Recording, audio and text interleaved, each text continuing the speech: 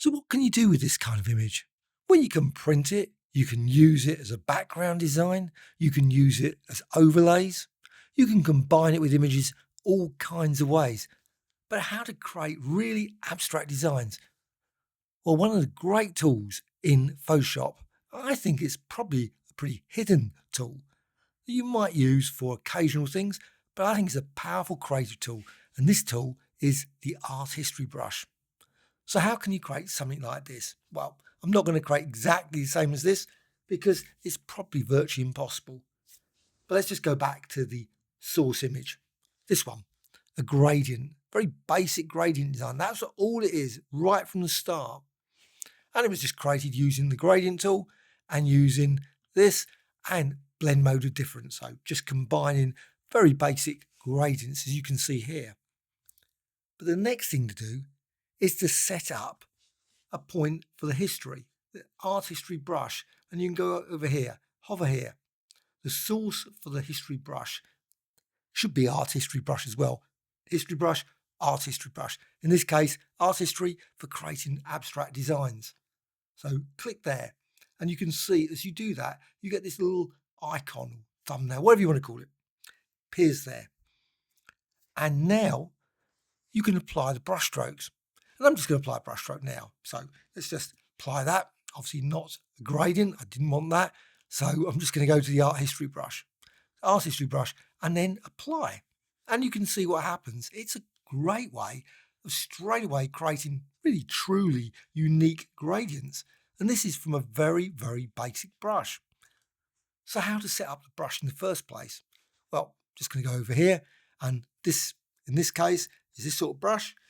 But you can create all kinds of unique brushes simply by going here and using, say, the rectangle tool, ellipse tool, etc. So rectangle tool, just apply and create that. Maybe change there, just change the color, maybe create a couple of lines. And then go to edit and define brush preset. And this really just explodes the amount of creativity you can create from the art history brush, because literally millions of different brush designs can be created and they can all be used. Now, the results sometimes can look very similar, but some variations in design, you'll achieve different results. So I've got this. Now, the size is 231. Generally, I always go for a lot smaller brush when I'm actually using it. So let's just go back to this gradient. So let's just undo this. And what I can then do is go to the brushes, brush settings. And now, because I've defined it, that brush, I can see it here. So I can just select it here. So there, art history brush, and I want to select that. So let's just quickly look through it. Now you've got all these brushes to choose from. So just select this one. And there it is, just selected there. And you can see I've got other ones there, and they're all variety of different designs. Some more messy, some just a line, some wavy lines. But this one I'm going to go with, it's a 2-liner. And I can reduce the size down. So as soon as I do that, and now I'm going to use an art pad and pen. I have been using the mouse, but you can use an art pad and pen. And you can see then, just by applying. Now, one thing with the art pad and pen, which is really annoying, and it will pop up every once in a while, it does have a tendency to pop up that sort of dialogue, which gets in the way sometimes, but it just happens. You just accidentally click one of the side buttons and it appears. And you can see then, you can create some very painter effects with your brushstroke. Now, what you can also do is you can go down here and you can reduce the size. So let's just put it to 17 instead. And now apply it. And you can see now you get these lot smaller, like shorter lines. You can just see there, that line, it's like that. Now, you can vary some of these settings here. Sometimes they don't really make that much difference. So if you just go here, let's put it, change the area and then apply it. I have to say, I've used this tool thousands and thousands of times, and I sometimes seem to think, oh, you know what, this is what it's doing. Sometimes it really doesn't seem to make much difference. Likewise, tolerance. Sometimes I notice if you push it too high, you might find it just doesn't do anything. And also, sometimes response from the machine often turns out to be a lot slower. So I like to keep the values fairly low, like that, say 90, 100. But my favourite one is tight long. You can vary them. You can go for other ones. So you can go for tight curl and apply it then. And you can see as you do that, now in this case, it's not generating ink. So it's always the way. Whenever you example, let's just go back all the way through, back to that gradient, and now apply it. And you can see it's very subtle. And some of them are. Some of these styles are very subtle. So you've got a dab, you might apply it. And again, especially when it's very small, you're not going to notice anything at all. So let's push that up. And you can see now, get it. Personally, results are fine, but not always what I want. So for my purposes, I generally like to use these ones here, tight long or loose long. Loose long is another one. And you can see then you get a very dramatic effect. Personally, they're my favourites. And as before, I always find the best results are from a lot smaller brushes. And the more unique, sort of unusual, noisier brushes I find work better than just a very clean brush. Not always the best thing to use, but I'm just going to apply that. You can see now, you can build up all kinds of different designs. Let's just see the whole design. You can see their design. So again, go back to the art history and I can just continue to apply that. Again, what can you do with this? Well, it's an abstract design. Yes, it is not probably going to be something if you're using photography or doing various things. You might not want to do this, but if you want to create something that you would think great abstract design for your wall to put on your wall, you can print this off. Simply go here to File, and then as long as it comes up eventually, Print. You can go and print it, and you can see you can create. Now, I'm using this in RGB. You can do the same in CMYK as well as probably Grayscale and other ones. This art history brush does work well in different color modes, so you can use it in other things. And of course, you can apply the brush, and then you can apply effects. So you've got this there, you can go blur, filter and blur, and let's just go for one. Gaussian blur is quite dramatic, so something like that. And then you can go back again to the art history tool, and you're using it, and again you can apply it, and you can see by going there, applying this, and you can create very dramatic very quickly. This is a very basic but still pretty abstract design based on this brush.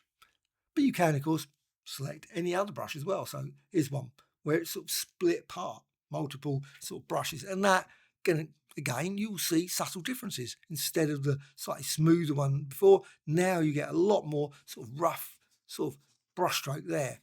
And again, you can always then file and export it, save for web, whatever, or save as.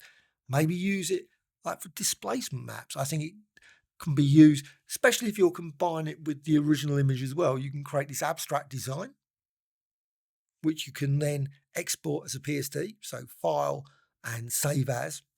So you save it as a PSD, and then you can use it in like glass distortions as well as displacement maps and things. And that can be used to create some truly abstract designs or subtle sort of painterly-like effects, oil paint effects. I think this is sort of like oil paint-like effect like this. And you can see now if I zoom in a bit more, again, art history, and maybe go and select a different one. And I've got a wavy one, this one. So this is a wavy one. So this is it's like wavy brush. And again, you can see the result. Lots of variety. And again, you can reduce it down.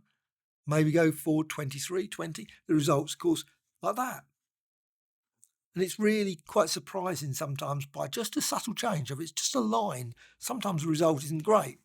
But by just tweaking it, just by moving it, the pixels in this brush. So if you go back to this, if I distort this slightly, so filter, and you got wave, light wave. So you just create that, then use that as an edit define brush.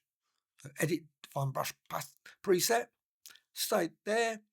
And now go back here, make certain you're using that, and you can see the result. And let's just push this back down again. Again, I always find that it works better with smaller than big. Sometimes it just becomes too massive changes as it applies it across the thing. And you can see then, now you'll notice one thing, that it follows the contour of the gradient. So you will not get any sort of like rotation of this. It would be nice if it did do that, but that feature isn't there. You might think, oh, yes, there is. I can change these. I can change spacing, and you can get some great effects by tweaking this. And you can, of course, squeeze it down like that. And then you can see the result there, which creates, again, a sort of like charcoal kind of effect, especially if you applied this maybe in black and white. You can, of course, create a black and white design. You can simply go up here, image adjustments, and maybe use black and white. So you could do that, turn it into black and white, click OK. Now, when you apply it again, the result will be obviously coloured. But you can see again the sort of pastel or charcoal sort of effect added to your design. So you can create literally thousands of different designs just from that very basic gradient and also from very basic brushes. Now at this point, the colours that are actually being used are the original gradients. If you go back to the history, I go all the way back to the top one and select this bit. So if I click that, the gradient follows the same colours. So you've got the purples, you've got the oranges, all those sort of things. But you can, if you want, go to brush settings and colour dynamics. So you can put colour jitter here and then apply it. And now you can see instead of that, you get this sort of a lovely sort of really multiple colours coming into the design. And again, you can still, best thing to go brush tip shapes. Now don't go back to the brushes. Don't want to do that. If you go back to the brushes, then it disrupts it all completely. You have to go and set everything again. What you want to do is just click here. Just select the different ones here. So maybe this one, and then set the size again, maybe down to 25, whatever. And now you can see it creates this sort of a scratchy sort of response there. I mean, you don't have to do the whole thing either. I always find that you can apply it just to one part. So you might keep this like blurred, again, filter, Gaussian blur, apply that, and then just apply to this part. So you've got this sort of very standing out design just here. This rest of it can be just left blurred or maybe combined with other things or filters and oil paint. That's another one that's really good. And you just blur it like that. Filters and oil paint. You can create some truly abstract design. Again, this is perfect for maybe cropping. So you could crop it so you go over particular areas. Maybe use it as a great source for pattern designs. I mean, you can select any part of this. Select that, say. Then go to edit and define pattern and just store it as well as pattern and use it, of course, with various pattern features within Photoshop or, of course, other applications as well. And you can do this over and over again with this still very basic gradient. But the great thing about this, you've got history up here. You can see I've got that again. This is the key thing. This is what's using it right from the start. But you can always, at any point, always go down here. Select that. So it's no longer using the previous one, it's using this now. And you can then go to edit and fill. And I'm going to fill it with black, but you could also fill it with history, so you could fill it with itself. And then click OK. And then once you've done that, oops, got the wrong one being used, don't want that tool. I want the art history brush. That's the key thing. Sometimes going back from, and you can see then, got that.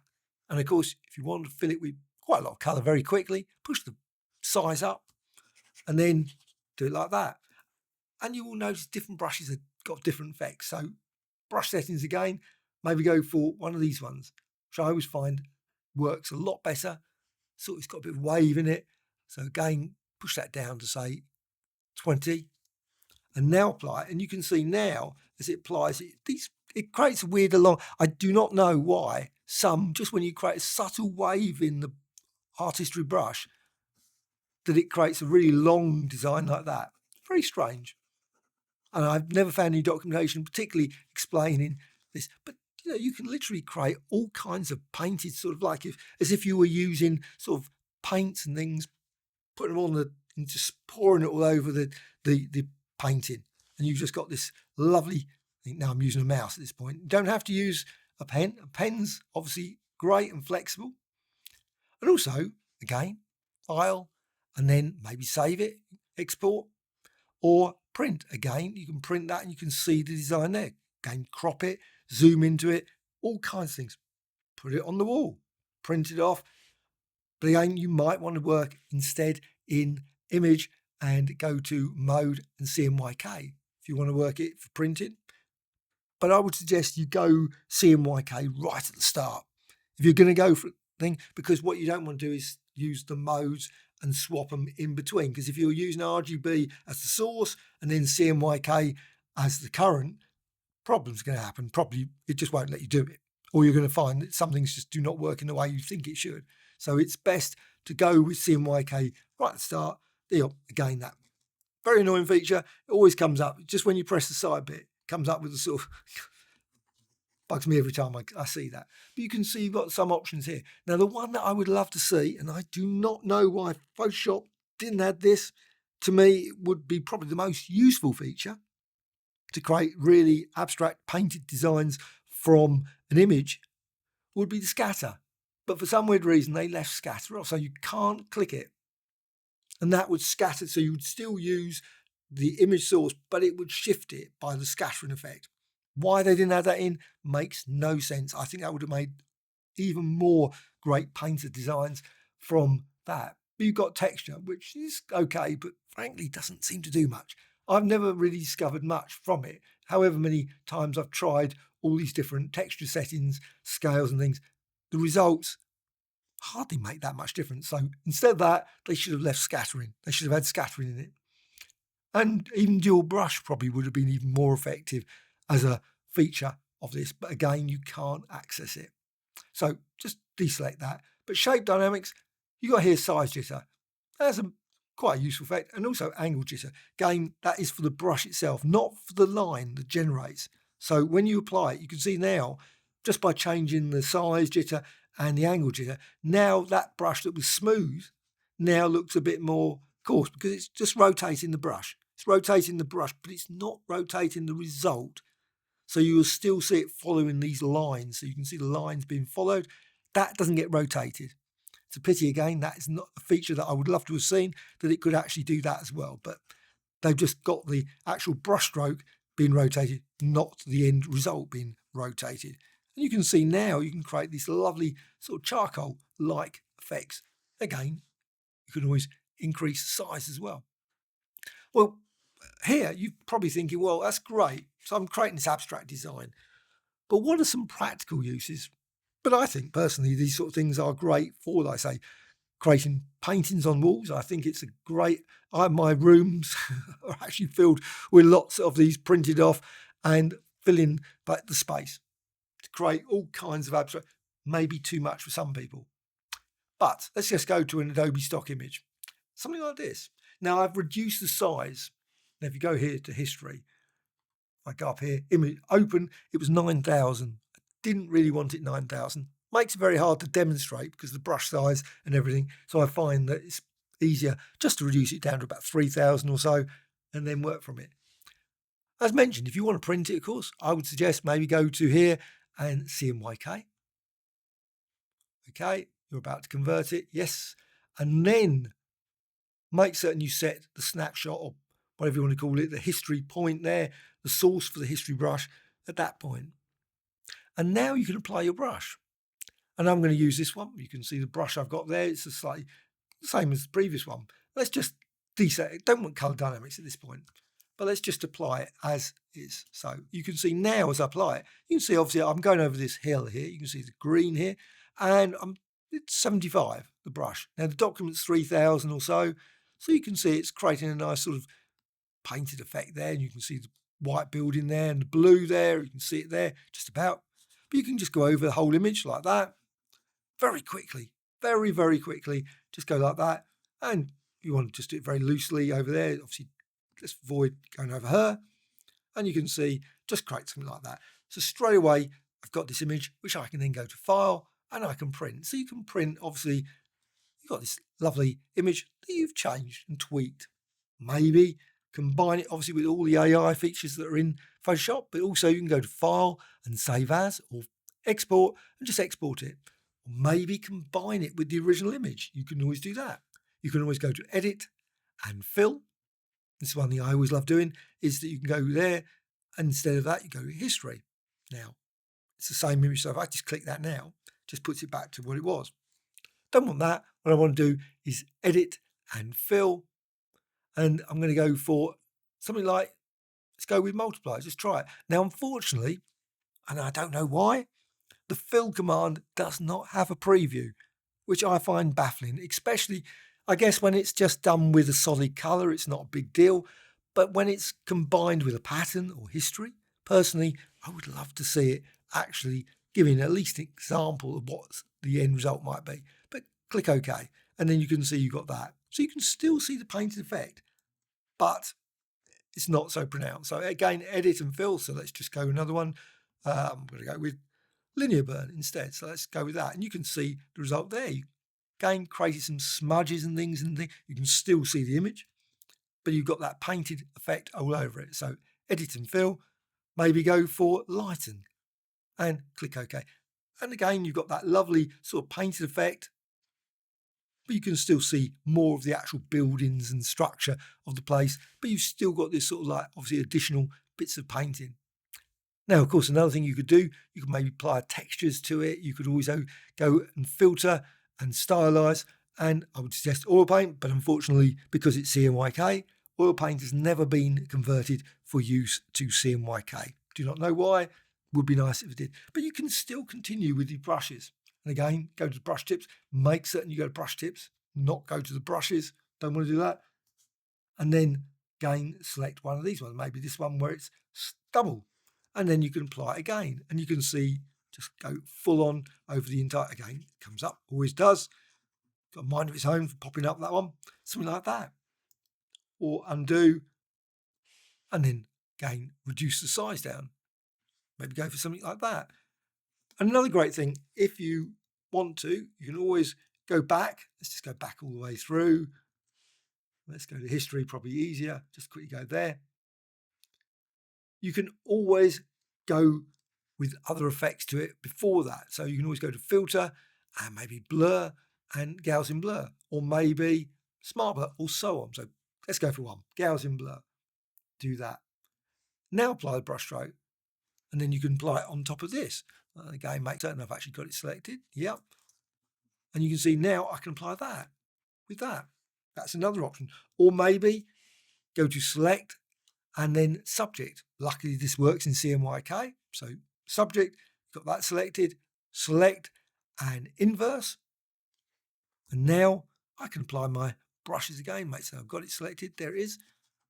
And I can apply it over there. So you can still see, obviously, her. She's just near enough untouched completely. And you can apply it like that. And then select and deselect. And you've got this painted effect, but you've still got her completely untouched. And you can go to File and again, Print, and just print it off for whatever purpose. And then you can cancel that. But also what you can do, let's just undo that again, go back to there. Again, use different brushes. But also, let's just change the spacing, also change the size again. You can also use the color dynamics. So hue jitter like that, and then apply abstract designs like that. And you can see it ends up more a dab design. It's very odd. Some brushes will go like that, some don't. So again, at any point, if you find that result is what you got there, it's not what you want, just select another one. Maybe this one, which is a more messy brush. And you can see now, bang, goes, completely fills the entire design. But one good thing about this, you can always go to Edit and Fade Art History Brush. So you don't have to just leave it like this or undo completely, but you can say Fade. And now reduce it down. Weirdly, the options here for the blend modes are not available. I don't know if that's an oversight. I'm not certain why they would leave that off. It makes no sense to me, since you can clearly should be able to. But I guess saying that, you've got blend modes here, but you'd think that these ones would be available in the undo or fade, but they're not. It's only got this list, but not available later on. So lighten, and you can apply it lighten like this, and you can do it that way, of course, very quickly over your image. You can still, of course, see the image, but if you've applied this lovely paint over it, image, auto tone, you can apply that, so you can still see your image there, the buildings, but you've got these lovely sort of scattered paint all over your image. Let's undo that. And again, another option, let's just go back to normal again, and I want to reduce it down in size. Now you can do the size over there or over here as well, change the spacing and apply again. And you can see now you've got your lines following the contours of the buildings. But this, of course, because I'm using color dynamics and not the colors of the building. So if you want color building, again, just turn it off and apply it then. And you can see then as you build this up, it does follow all lines, and you can create some truly interesting designs that way. Again, filter, stylize, and diffuse, or maybe distort, wave, so you apply that.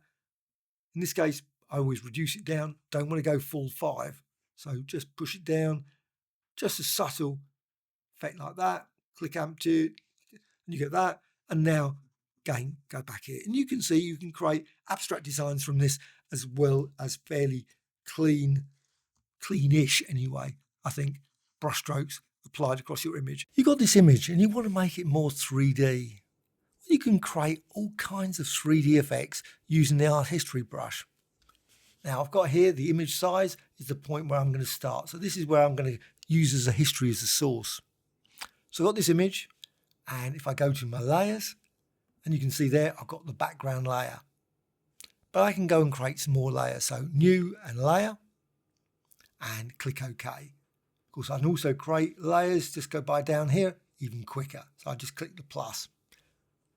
But this layer, I want to fill with a brushstroke. And I'm going to go for the art history brush. So again, make certain you select that. And I'm just going to go with the size. And you can see it's one of those sort of rough designs, sort of wavy rough designs. So I'm going to go with 95 as a start point. And I'm going to make certain this is not visible at first. I just want to apply to create some very broad brushstrokes over the entire image. And it's quite easy. You can't really make out anyone here. Now I'm still using the color feature. You might not want to keep that. So you might decide color dynamics, turn that off. So I can just undo that. Do it very quickly. Just do it again. And you can see now it's the color scheme of the image. It probably works best than having multicolored. If you want to create some really abstract sort of three-dimensional designs from this, and this of course can be used with any kind of image, maybe even a three-dimensional image. Of course, in Photoshop, you can do these sort of things. And you've got this. Now you can just about make her out. But what you can also do is you can go here to layers and down here to effects. So just click here, bevel emboss. And you can see then you've got that. And of course you can tweak it, you can modify different settings and change the angle, all those kind of things. So literally all variety of different designs, three-dimensional designs. But then what you do, go to plus again. And you've got another layer. And then this time I'm just going to reduce the size down. And I like to go down, so I'm just going to push this down to say 60 this time. And you could change the brush. You don't have to go with the same brush. Perfectly reasonable, selective brush. And now apply it again. Let's just move that out of the way again. It's a bit too big. Unfortunately, I can't resize it. So I'm just going to, again, with this selected art history, and why is that suddenly not allowing me to, so I turn that off. Okay. And you can see I can apply that, and I can do this, obviously, 3 or 4 times, maybe apply lots and lots with one size of brush, maybe less with another. And again, I can go down here to effects, click there, and bevel emboss. And this time I can maybe change the depth. You don't have to go with exactly the same, maybe make it slightly less, change the size, maybe go the other way. Then click OK. Now you still can't really make out much. It's just about making her out now. But exactly the same as before, you can go to the plus down the bottom, click that, got another layer. Again, go here, reduce down to 33 this time. And apply again. And this time, because it's a bit smaller brush, you start seeing more of the person there. You can see it just there. There she is, coming into the picture. Now, at the moment, for some weird reason, I can't actually select the face. There's certain parts, sometimes you go over, and of course you can modify these settings. Maybe just change this, maybe put it down to 55, apply again. And yes, it's going into that area now. And you might want that. So you can, now I'm getting into there. So you can just reduce it down. So it does have an effect, though sometimes it must admit very subtle, where you can apply it over and over again. It doesn't seem to have much effect at all. But this time you can just see by lowering the area that it's working with, and if I hover over there, painting area diameter, it says. Not particularly obvious what that actually means. But again, with this, you can go down here to effects, or maybe go up here to layer, because it's right at the bottom. Let's just go for this one, bevel emboss, and you can see now, got this. Again, just modify the size, just vary it, change the angle maybe, glass contour, all those sort of things can be changed. Click OK. Exactly the same as before, go to the plus down the bottom, another layer, this time go for even smaller. So let's just go down and put it down to about say 12. And now that's applied to this layer. And as mentioned, you could, of course, tweak the brush settings, different brush settings, maybe change the color settings. If you want more variety, you don't have to have every layer exactly the same. I think it's a good idea to play, maybe not, for some of them, maybe not apply over this area. You can see now, just apply it there, and you can see again, apply it more. If you just keep applying it in a certain area, apply it over and over again, this area doesn't get touched, not so much. And you can see then you've got that. Now you can definitely start to make out the image. And now, once you've done that, go to effects again. Obviously, because it's so small, probably not going to have a huge amount, a little bit of depth, but very little, and click OK. So once you're happy with it, layer and flatten image. Or if you want to definitely see the image, you can bring back, just go down the bottom here, make certain that's clicked on. So now you can see the whole image like that, layer, and then flatten image.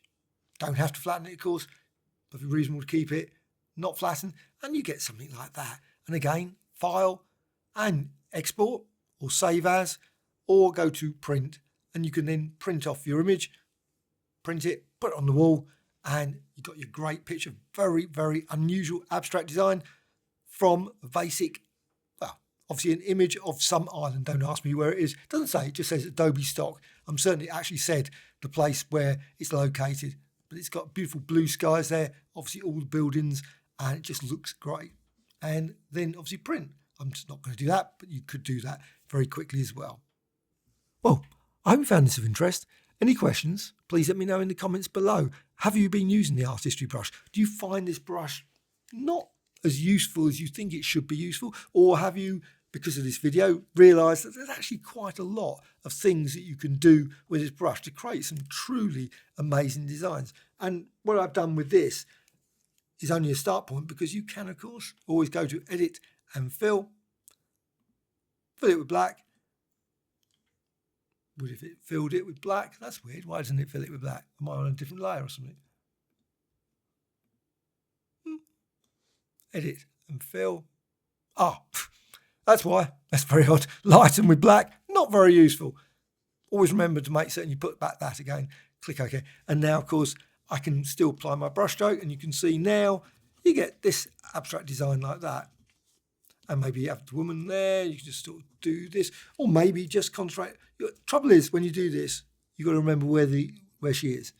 And it can create lots of lines elsewhere. So you might want to create something like this, and you can see now, builds up very quickly, very rapidly, this woman here. And then, of course, you could maybe add some text. My holiday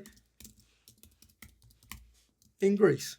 Or someone's going to put it in the comments. It's not in Greece, it's Italy or somewhere. I have no idea where that image is from. It's an Adobe stock photo image, and there you've got that. And of course, you could use it, creating a very abstract design with some text as well. And this, of course, could be used with any image. I've just used it with this image, but it doesn't mean that it doesn't work exactly the same with your own photos, your own images you got from Adobe stock or wherever. And of course, likewise, exactly the same with different gradients or pattern designs, because I've created it with a gradient.